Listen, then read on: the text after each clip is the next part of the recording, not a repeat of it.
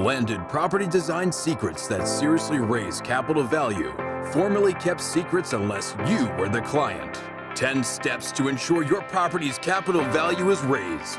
Internal installations. In point number 5, we start to look at the internal installations which really increase the value perception of your property. You need to think like an architect in order to bring value into the internal installations of the house.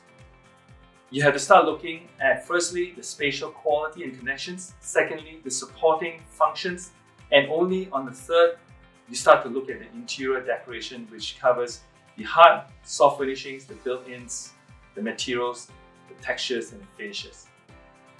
When you first start to put together the configuration of your house, determining the number of bedrooms in your house is of paramount importance, because when a professional valuer comes in and looks at your house, the first thing they look at is the number of bedrooms, bathrooms, and of course the usual living room, kitchen, dining, etc.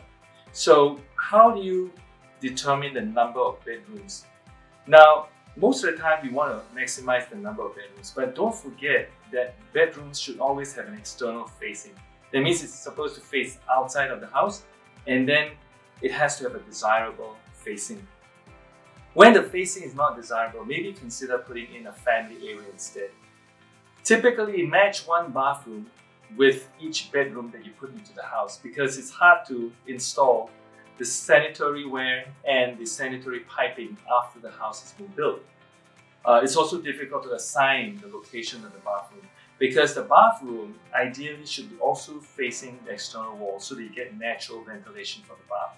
But it's not unusual for the bath to be mechanically ventilated, and putting the bath somewhere on the inside, away from the external wall, it's also fine, because that way you get more spatial frontage facing the outside, which can be left for the bedroom.